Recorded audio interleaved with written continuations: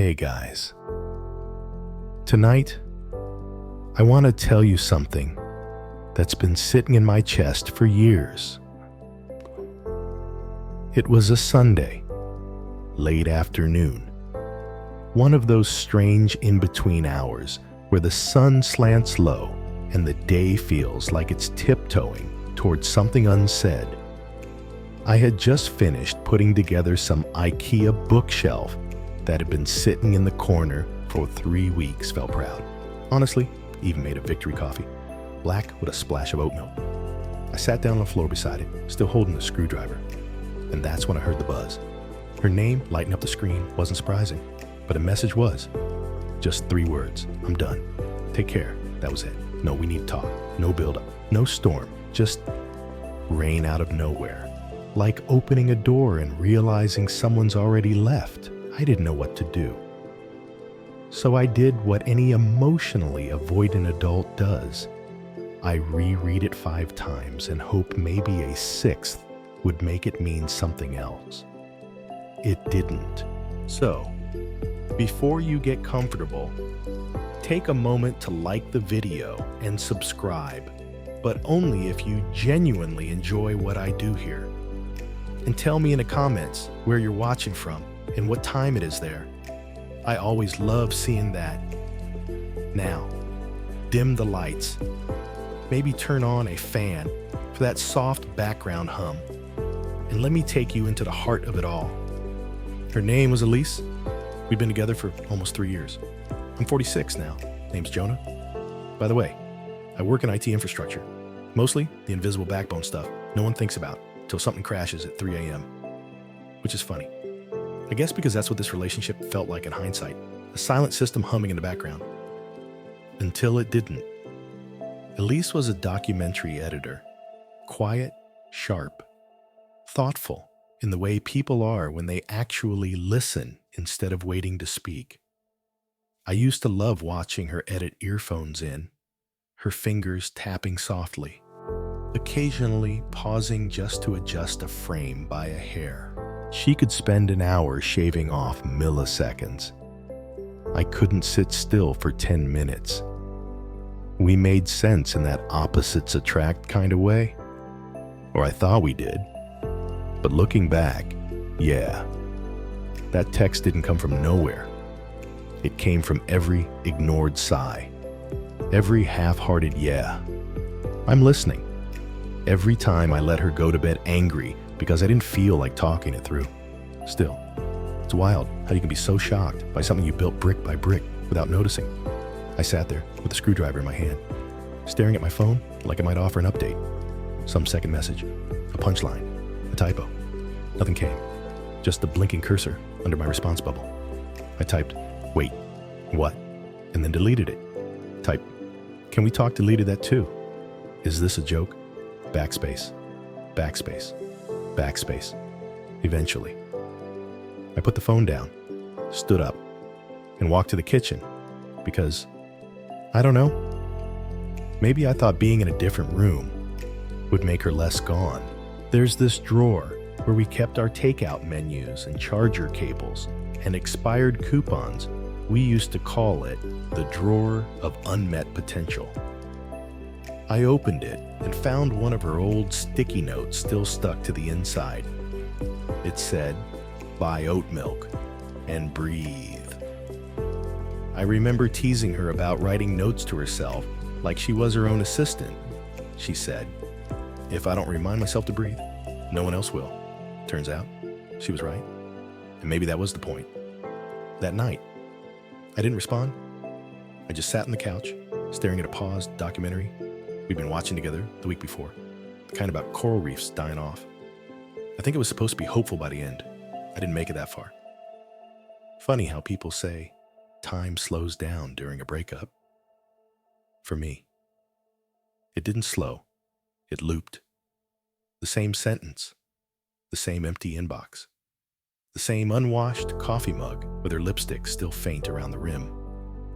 I told myself I'd text her the next day, or maybe call, or maybe drive by her place and pretend I was in the neighborhood. But I didn't. Not yet. instead. I just kept rereading the text. 3 words: I'm done. Take care. And somehow, those 3 words said everything she hadn't been saying for months. The morning after Elise's message, I made coffee automatically muscle memory stuff. Same chipped mug, same exact ratio of water to grounds, same lean against the counter while the kettle groaned awake. It's funny how the body can go on autopilot while your brain is still spinning out, somewhere between denial and dread. The thing is, Elise always woke up earlier than me, even on weekends. She used to do this soft little cough as she came down the stairs, just to let me know she was up like a gentle human snooze button. And that morning, I swear for half a second, I waited for it. But there was nothing. Just the click of the electric kettle and the low hum of the fridge. I took my coffee to the couch, opened my phone, and stared at her last message again. Still no follow-up. I typed out a dozen things, ranging from "please talk to me" to "what the hell is going on," and deleted them all. Eventually, I sent "can we meet for coffee?" No emoji, no explanation. Just 6 words that felt like hanging a fragile hope on a plastic hook. I waited 20 minutes, then 40, then a full hour. Still nothing. I started checking my signal, like it was 2005 and I lived in a valley. At some point, I grabbed my keys and left the house, told myself I'd just walk. Walking is what people in movies do when they're processing things. I don't live in a movie, though. I live in suburban Maryland, where everything smells like a lawn fertilizer and distant grilling smoke. I walked past the bookstore where we first met. She was arguing with the cashier about a misprinted back cover. I stepped in to make a stupid joke about typos being the universe's way of keeping us humble. She laughed. 2 weeks later, we were on our first date. She ordered mint tea. I thought it was cute in a very old lady way. She thought my hoodie with the frayed sleeves looked like a cry for help. We teased each other like that, right from the start. The kind of teasing that made things feel warm, but never too serious. Except sometimes looking back, I wonder if that's part of the problem. Maybe we joked too much. Maybe we used humor to avoid actually saying the things that mattered. I passed the bookstore. It looked the same posters in the window. Same sleepy cat sunbathing behind the glass. But it felt like it had closed long ago. I ended up at our regular cafe. The one with the mismatched furniture and the barista, who never spelled either of our names right. I ordered 2 drinks, her mint tea, and my usual cold brew, because I guess some part of me thought maybe she'd show up. Like my message had just taken a wrong turn somewhere in the data stream and would arrive late, along with her. I sat there for an hour and a half. The mint tea got cold. The ice melted. The barista wiped the counter 3 times. I picked at a muffin I didn't want, and still, no reply. I stared at the tiny paper cup with Elise scribbled on it, because apparently even the universe wasn't in the mood to get her name right that day. People always think the heartbreak happens all at once, like a plate smashing. But that day, I realized it's more like a leak. Slow, relentless. A quiet drip you try to ignore until it soaks through the whole floorboard. Eventually, I walked home with both cups still in my hands. One bitter, one cold. Neither touched. The front door creaked when I opened it, so I hadn't noticed that before. Elise always wanted to fix it. Said it sounded like the house was sighing every time we walked in. I always said, it adds character. Now it just sounded tired. I left the mint tea on the kitchen table, like some kind of strange offering to a ghost. Then I sat on the floor again, next to the bookshelf, and finally typed something real. I'm sorry. I don't know what I missed, but I know I must have missed something. Just tell me what to do. I pressed send, and that was it. No reply. Not for a long while. The reply never came. Not that night. Not the next morning. Days passed, and the silence filled the corners of the house like steam creeping under a door. I stopped waiting for the sound of keys in the lock. I stopped checking my phone every 3 minutes. Well, okay. I stopped pretending I wasn't checking my phone every 3 minutes. On the third day, I found the notebook. It was on the bottom shelf of the bookcase, half hidden behind an old copy of Norwegian Wood and one of those cookbooks with the broken spine and 0 actual cooking stains. I only noticed it because I dropped my phone charger and crouched down to grab it. Funny how heartbreak leads you to places you never look both inside and outside. The notebook was small, cloth-bound, navy blue with a fraying elastic band around it. The kind Elise always bought in packs of 3, swearing she'd journal more, then abandoning them halfway through. At first, I didn't open it, just held it in my hands for a while like it was warm bread or a baby bird or something else delicate that shouldn't be touched without asking. Eventually, I opened it. The first page was a list of groceries. Very Elise, almond milk, chickpeas, lavender dish soap, the good dark chocolate, not the waxy one. I smiled in spite of myself. Then I flipped a few pages, and I found her. Not the version I thought I knew, but her unfiltered, tangled, real. Page after page of thoughts that didn't have an audience. Not meant for me. Not meant for anyone, maybe. One line stopped me cold. Sometimes I feel lonelier when he's sitting right next to me than when I'm alone. That line stuck. I read it 3 times before I could breathe again. It wasn't dramatic. It wasn't angry. It was just quiet, observant, like someone noting the weather. And the worst part, I remembered the night she probably wrote it. We had watched some Netflix doc about whales. I was on my laptop half the time, answering work emails. I remember her turning to me mid-episode and saying, "Did you see that he sang to her across the ocean?" And I just nodded and mumbled, "Cool," without even looking up. She was lonely, and I was right there. That's a special kind of failure. As I read more, I saw patterns. She tried to bring things up gently, little nudges like, "Hey, maybe we can eat dinner at the table tonight," or "Let's go for a walk without our phones."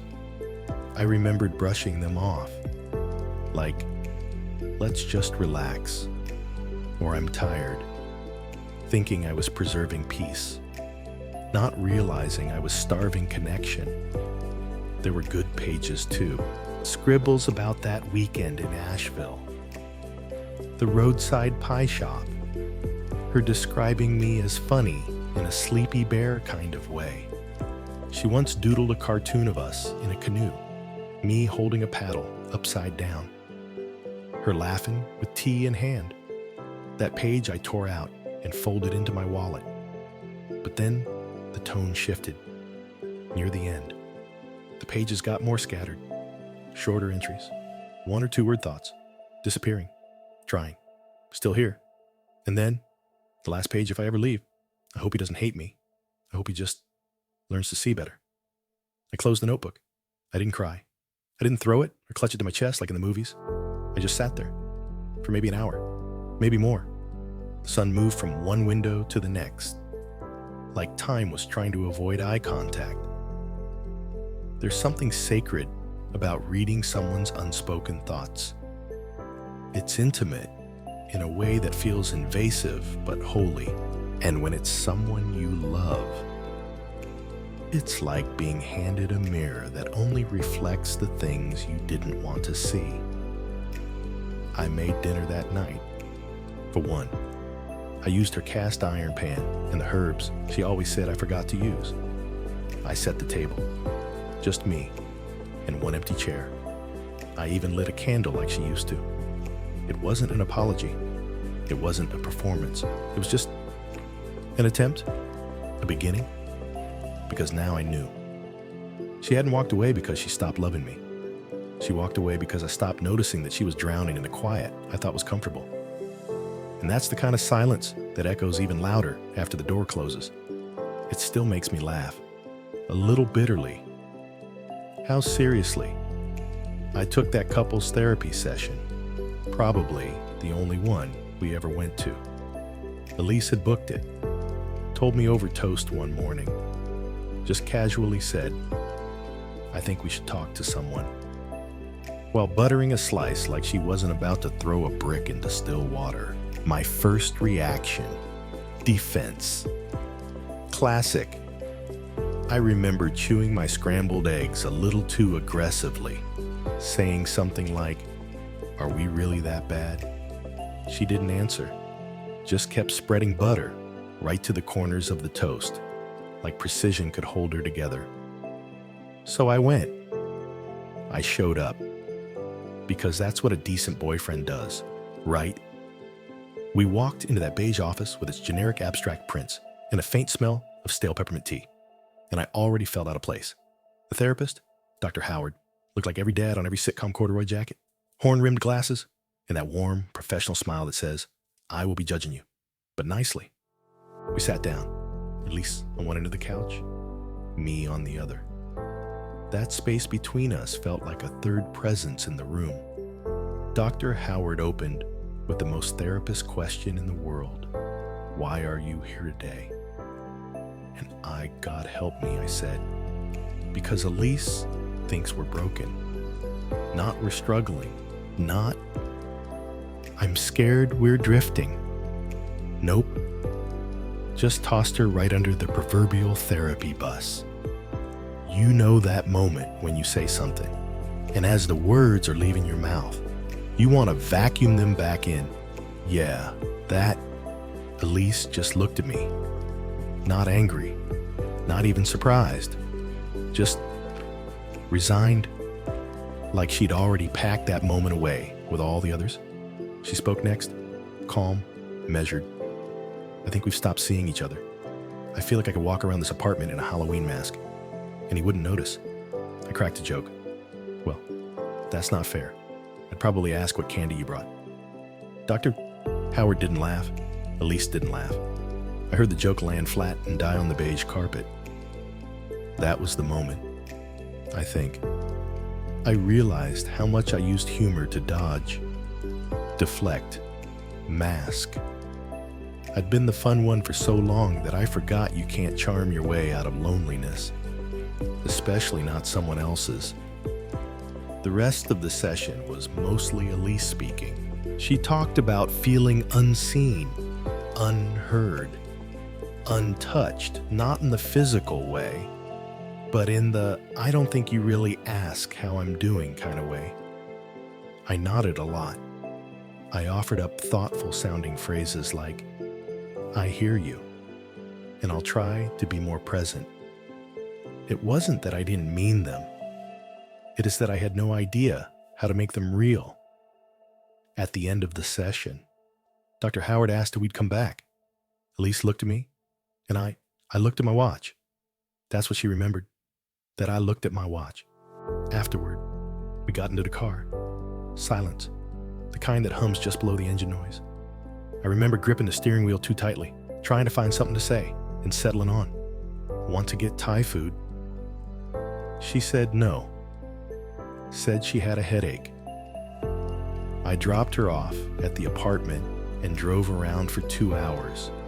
Just kept looping highways, listening to a podcast I didn't absorb.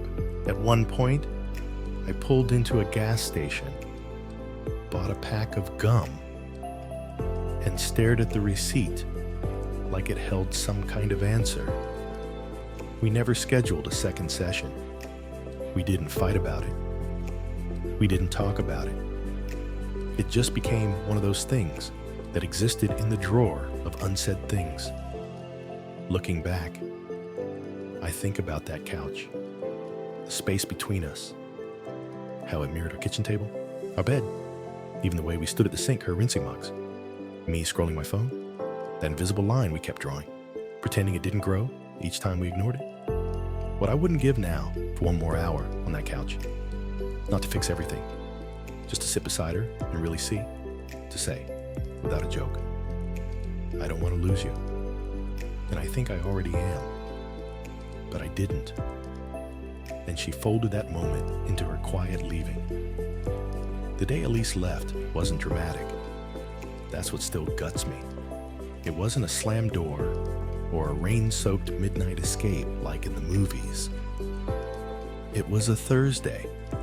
Early, too early for me, even though I was already awake. I'd gotten up because the coffee pot started sputtering and whistling like it was mourning something. I padded out into the kitchen, barefoot, rubbing my eyes. She was there wearing that navy hoodie she used to steal from me in the early days.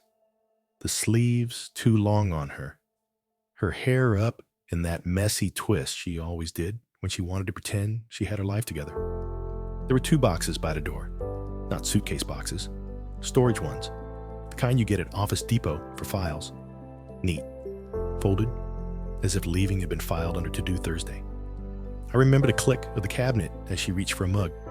The way the steam curled up around her face, hiding her expression. I said her name like it was a question. Elise. She looked over her shoulder, smiled, soft. The kind of smile you give a neighbor when you accidentally park in their spot. Polite, empty.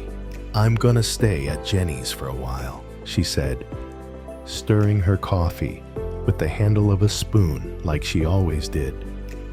Because a bowl makes it too loud, I asked. Is this like a break? And she shook her head before I even finished the sentence. No, she said, just that. Not cruel, not angry, just a flat, tender refusal, like she was saying no to more years of slow disappearing. She didn't cry. That part surprised me. I think I always assumed if she ever left, it'd be a mess. Yelling, sobbing, blame hurled like sharp dishes. But she didn't even raise her voice. That made it worse. Because when someone leaves quietly, you don't get closure, you just get echo. She took the smaller box, walked to the door. I stayed frozen by the sink, one hand still resting on the countertop. She paused, turned. I left a note in the drawer. I couldn't say everything. The drawer. The junk drawer. The one filled with rubber bands, expired coupons, and that one Sharpie that always smelled too strong. She looked at me, really looked, and said, I did love you, you know? Then she was gone. Just like that. I didn't open the note that day. I couldn't. I sat at the kitchen table for a long time. The sun crept across the floor like it was trying to avoid me. I watched dust float in the light. And for some reason, that was the thing that made me cry. Dust. Just floating around like it had nowhere else to be. The apartment felt enormous, which is ridiculous because it was only 800 square feet. But every room suddenly had this echo. Not of sound, but of absence. Her laugh wasn't there. Her scent. The little hum she made when she brushed her teeth. I went to our bedroom. Her side of the closet was empty, except for one hanger that had been left behind. Crooked. Plastic. Still holding the slight curve of a blouse that used to live there. And on the dresser, her lip balm. That stupid blue tube she could never find when she needed it. I picked it up and held it like it might pulse in my hand. Like maybe it still held warmth from her pockets. The bed felt too big that night. Not because it was queen-sized, but because there was no gentle weight shifting beside me. No blanket tug-of-war. Just space. Cold and unbothered. I tried to text her once. That night. Just, are you okay? She didn't reply. Which, fair. I went back to the drawer. Eventually. Pulled out the note. It was folded in half. Her name scrawled in the corner in lowercase like she always did when she was unsure. It read, "I waited for you to notice. For so long. I don't blame you for not seeing it. You were always busy trying to make us okay. In ways that looked good, but felt hollow. I wanted less show. More seeing. Less fixing. More sitting beside. I hope you find that kind of love someday. And I hope when you do, you show up." I put it back in the drawer. It's still there. Somehow, I've never had the heart to throw it out. Like maybe if I keep it, I'm still accountable to it. To her. I never told anyone about that note. Not my brother. Not my friends. Not even the girl I tried dating 6 months later. Because it wasn't for anyone else. It was her last conversation with me. And I didn't talk back. It's funny how people think you're ready to date again, just because your Facebook status changes, or because you go out for drinks without flinching at love songs anymore. The truth, I wasn't single. I was haunted. I didn't realize how much I carried Elise with me until I tried to make room for someone else. Her absence wasn't just a hole, it was a shape, a specific, stubborn shape that didn't fit anyone new. I met Julia at a friend's art show. She wore mismatched earrings and had a laugh that could probably talk a person down from a panic attack. We got coffee the next morning, then dinner the week after. It felt easy. On paper. It should have been a win, but I kept waiting for her to stir her coffee with the wrong end of the spoon. When she didn't, I noticed. She asked me once on our third date why I kept looking at her like I was reading subtitles. I didn't have the heart to explain that I was comparing the script to a different movie. Julia was kind, patient. She invited me to her cousin's wedding, and I stood there next to her in a rented suit, smiling in pictures that felt like placeholders. Her hand fit in mine, but I missed the callus on Elise's thumb. Missed how she'd squeeze 3 times, always 3 whenever we held hands in crowded rooms. Every time Julia leaned her head on my shoulder, I'd flinch a little, not from discomfort, from guilt. It felt like cheating on a memory. I once caught myself almost calling her Liz, just a syllable short of disaster. I covered it with a cough. She didn't notice, or pretended not to. One night, we sat on her couch watching a documentary about whales.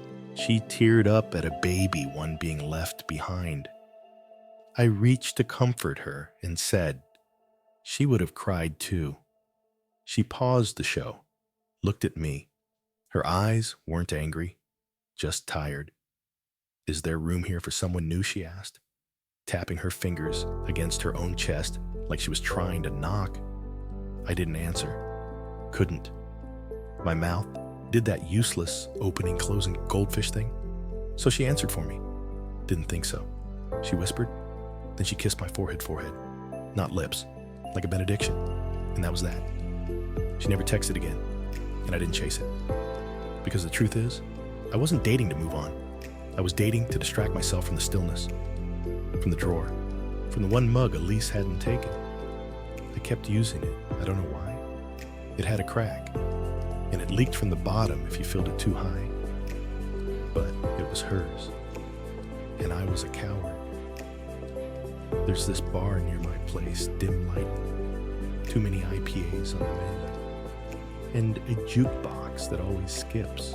I started going there alone, sitting at the same corner stool like some sort of sad sitcom regular. The bartender, Wes, didn't ask questions, just slid a whiskey over and nodded. It was the kind of unspoken understanding you only get with strangers. One night, after my second drink, I asked him, "You ever text someone something stupid just because you missed their voice?" He didn't look up from wiping the counter, just said, "Yeah, every Tuesday." I never figured out who he meant, but I liked him for that answer. I scrolled through old messages with Elise once. Big mistake. It's like digital archaeology finding layers of love. sarcasm, complaints about grocery lists, and inside jokes that don't make sense anymore. There was this one message from her: just tell me you're in this. Don't perform it, be in it. It was from the night we fought over a party I didn't want to go to. I'd shown up late, made some grand apology with flowers and jokes, and she saw right through it. Said, I was always acting like love was a show. I thought I was being charming. Turns out, I was just being evasive. It hit me then. I'd never really let her see me. Not all the way. Maybe that's why it ended with a note in the drawer. Because she was tired of guessing my lines. I keep telling myself, I'll be better next time.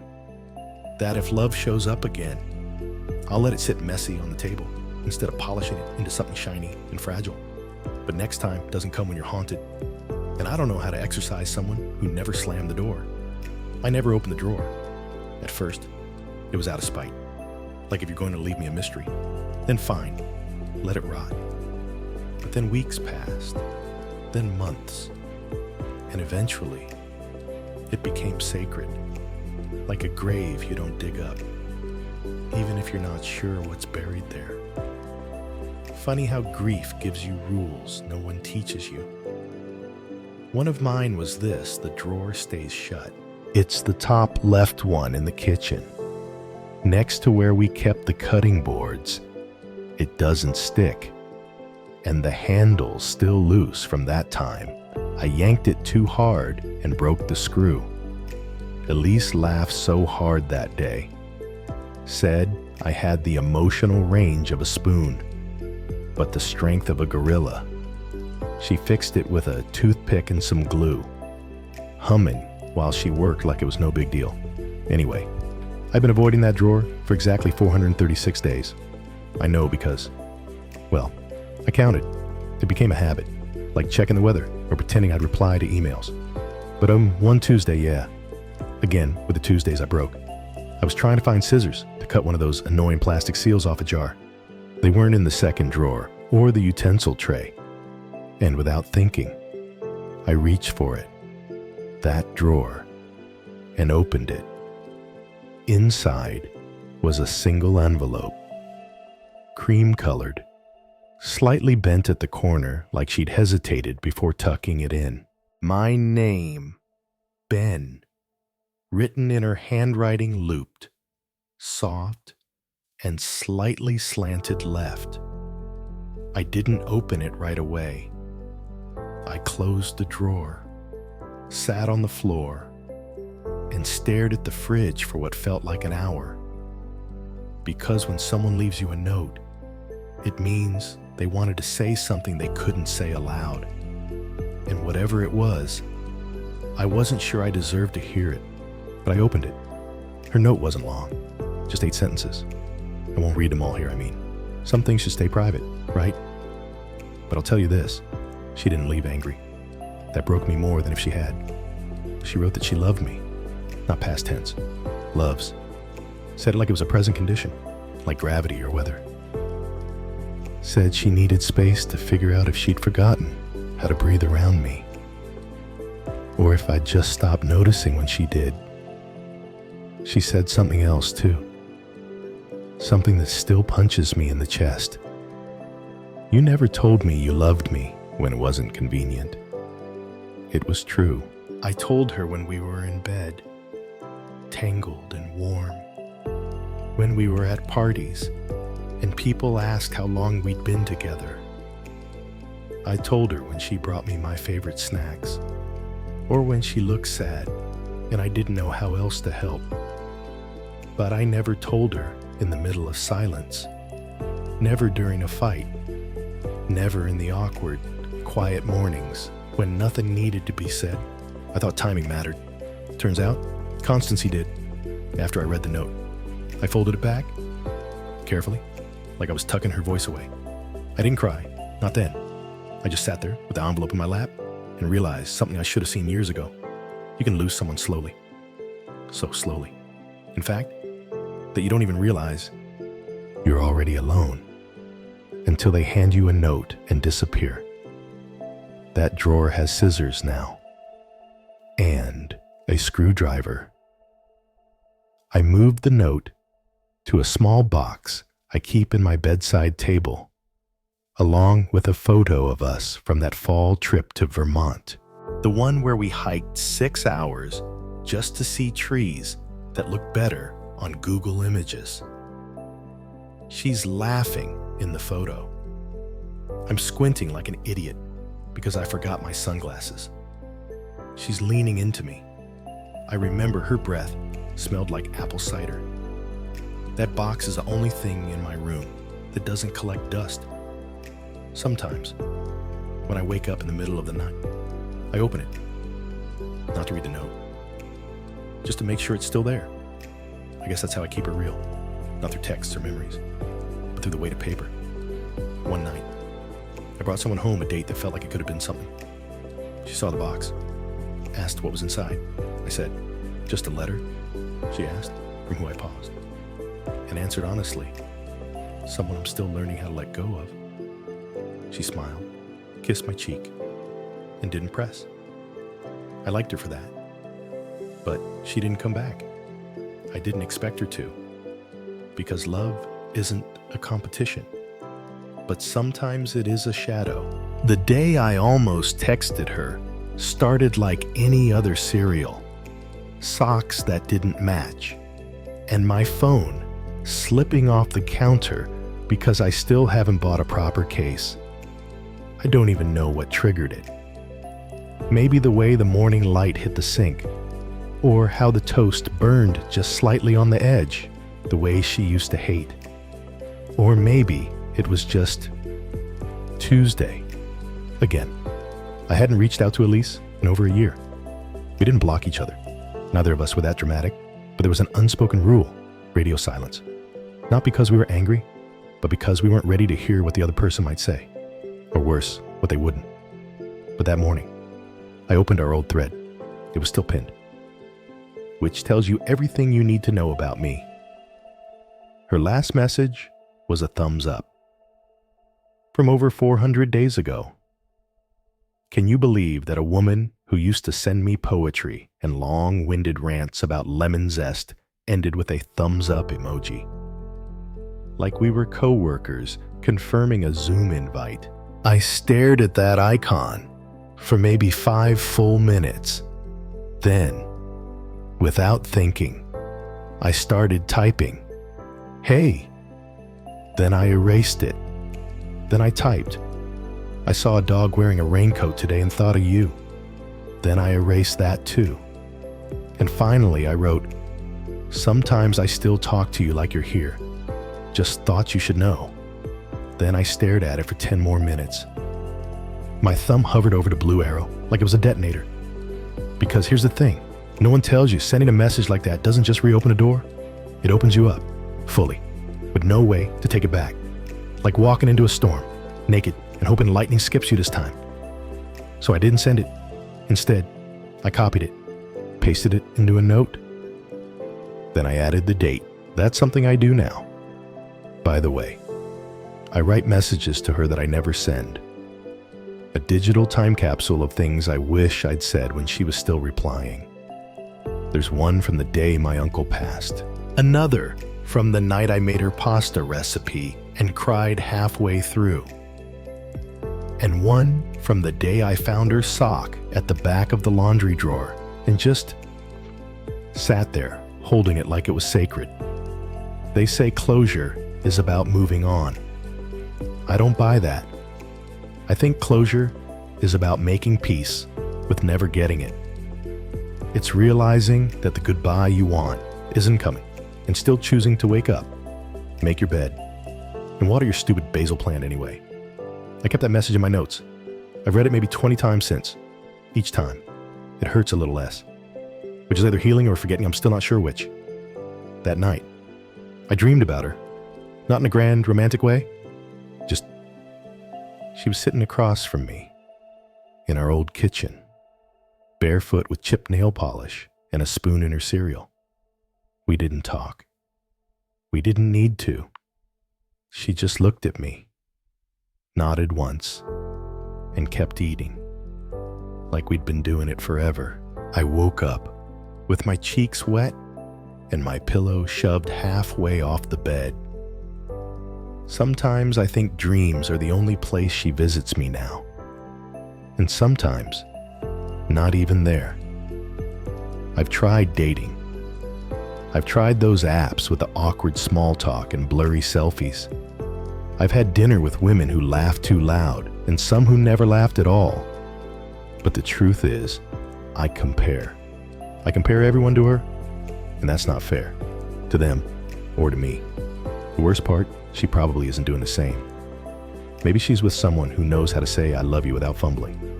Someone who doesn't let drawer handles stay broken for months. Someone who doesn't freeze mid-toast making because of a ghost of a memory. And maybe, just maybe, she still thinks of me, too. When it rains. Or when she sees a guy tripping over a dog leash and muttering apologies to a poodle. I'll never know. But I do know, this love doesn't disappear. It just changes shape, shrinks, sometimes, tucks itself into drawers and dreams and unsent texts. And I'm learning to live with that. Like I said, sometimes I still talk to her like she's here. And maybe, in a way, she is. It was exactly 2:14 a.m. when my phone rang, lighting up the dark room with a glow that felt intrusive.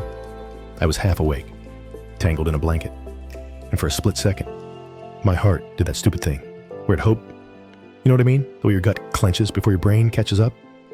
I blinked. Unknown number? Not her, of course. Elise had never been unknown. Even when she was gone, she still had a name, a picture, a history. Still, I answered.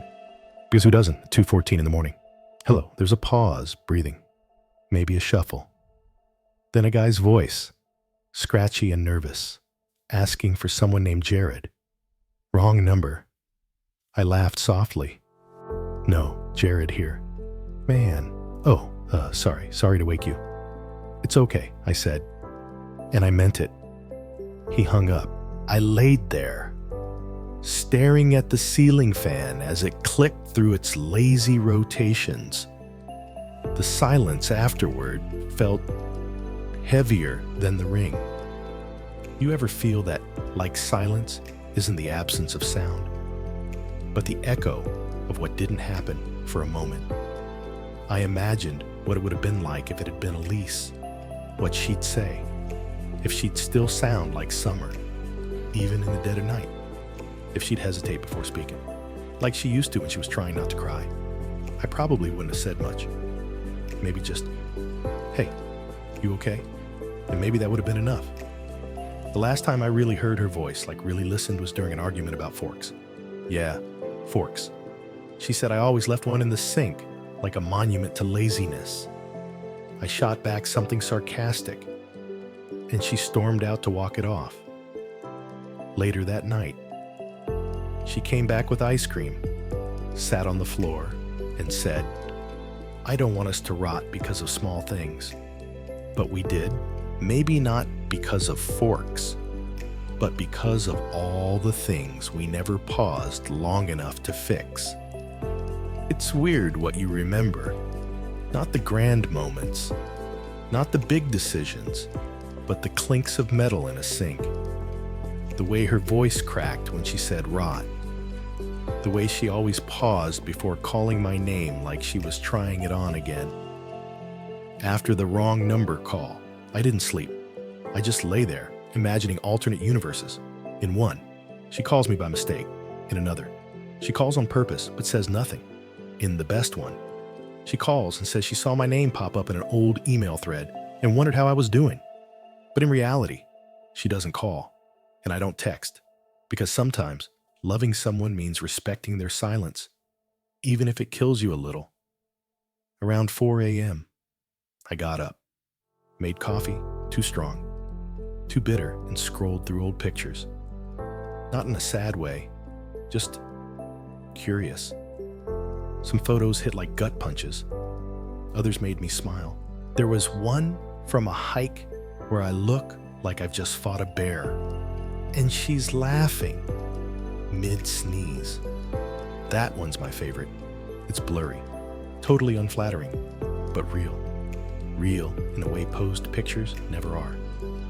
And that night, well, morning I added a new note to my unsent text folder.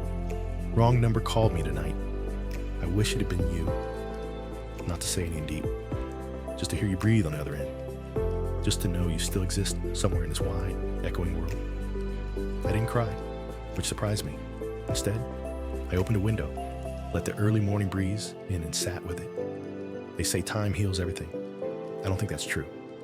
I think time just teaches you how to hold pain differently. Like changing hands when one gets tired. You learn how to balance the weight of missing someone without it breaking your spine. And maybe that's growth. Or maybe it's just survival with better posture. Either way, I'm still here, making coffee, taking wrong number calls, watching shadows shift on the wall like ghosts of people I used to know. And maybe, just maybe, Elise is doing the same somewhere else in her own way. I think what really caught me off guard was how normal the silence became. Not dramatic, not loud, just present. I used to think heartbreak would always feel like a punch to the gut, or a scream in the ears, or a sob in a parked car. But this part, it's quieter. It's in the way I rinse out 2 mugs but only ever use 1. It's in the way I leave the porch light on. Not because I expect her to walk up the steps, but because, well, habit is a powerful ghost. The night after the wrong number call, I didn't write another unsent message. I didn't reread the old ones either. I think something shifted in me, not dramatically. Not like a movie climax, but like how a door slowly creaks open when a draft moves through. The draft, in this case, was me realizing I was still waiting. Not for her to come back, but for her to need me again. That was the hardest part, to let go of not the love, but the role I used to play. I was the person she leaned on, the one she vented to after work, or texted when her favorite cafe ran out of oat milk, and she needed a dramatic monologue about it. I was the one who picked her up from her mom's house after the 4th argument of the month and brought her a warm bagel with way too much cream cheese. I was the guy who rubbed her temples when migraines hit and made dumb jokes about brain goblins. But I haven't been that guy in a long time, and she hasn't needed me in a longer time still. So I started doing something weird and began talking to myself. Not out loud, not crazy talk, more like narrating. Like if I made coffee in the morning, I'd think, okay, 1 sugar for her, 1 for me. No, wait, just 1 today. Or while brushing my teeth, don't forget the mouthwash. She hated morning breath. It was like my brain hadn't caught up to my heart. Or maybe it was the other way around. But this week, something finally clicked. I got a text. Not from Elise, from my niece, Lily. She's 23, wild in the best way. And she texted me a picture of a half-burnt grilled cheese with a caption, "Cooking is hard, please save me." And I did. I drove over, made her pasta, sat on the floor with her and her dog, a 3-legged mutt named Carl. We laughed about nothing, and for the first time in a long time, I didn't think about Elise while laughing. That shook me more than I expected. I always thought healing would feel like growing a new heart, but it doesn't. It feels more like realizing the ache in your chest has become part of the landscape still there. But not loud, not screaming. You start noticing other things, like how the light hits the couch in the late afternoon, or how peaceful toast sounds when it pops up. I even changed my phone wallpaper. It used to be us, blurry and smiling under Christmas lights. Now it's Carl, The three-legged dog. No symbolism. Just a dumb, happy face. I'm not saying I'm over her. I don't think you get over people like that. Not the ones who knew the version of you before you learned to lie better, or laugh less loudly, or put walls up before the question's even asked. But I think I'm okay holding the silence now. Not fighting it, not feeling it, just sitting with it. Like I said, back in section 2 about the way she used to look at me, like she could read my thoughts. I used to chase that look in other people. Now I don't, because I finally get it. Some people are chapters, some are books, and some are just that one sentence you read at midnight that stays in your bones forever. I'm still writing, still living, still burning toast sometimes, and cursing at my thermostat, still answering wrong numbers. But I'm not waiting anymore. Not really. And if she ever did text again, I'd answer. Of course I would, but I wouldn't need it to breathe. And I think that's the biggest change of all. The room is quiet now, except for the low hum of the fridge kicking on and off, like it's exhaling with me. The lamp beside me casts this warm, amber glow, just enough to make the shadows on the wall feel less lonely. I haven't turned the TV on tonight. Didn't need the noise. Didn't need company. Funny how, when you stop fearing the silence, it starts to feel like a friend. I think about how many nights I used to sit here, clutching my phone like it was a life raft, rewriting texts I'd never send, checking her last scene, wondering what it would take to matter again. But healing isn't dramatic. It doesn't announce itself. It sneaks in when you're pouring cereal, when you remember a song you used to play on long drives and smile instead of flinch. There's still a box of her stuff in the closet, a scarf, some notes, one of those ridiculous candles that smells like midnight snow or something poetic and confusing. I used to think I had to burn it all to move on. Now, I don't. It's just a box. She's not a ghost anymore. Just a memory that doesn't ask for space on the couch. And if you're sitting there, listening to this in the dark, thinking about your Elise, your silence, your ache, I hope you know you're not strange for still hurting, or for still hoping, or even for still waiting. But I also hope, someday, you make room for the grilled cheese moments, the wrong number laughter, the unexpected warmth, because life goes on, quietly, softly, but fully. Thanks for staying with me tonight.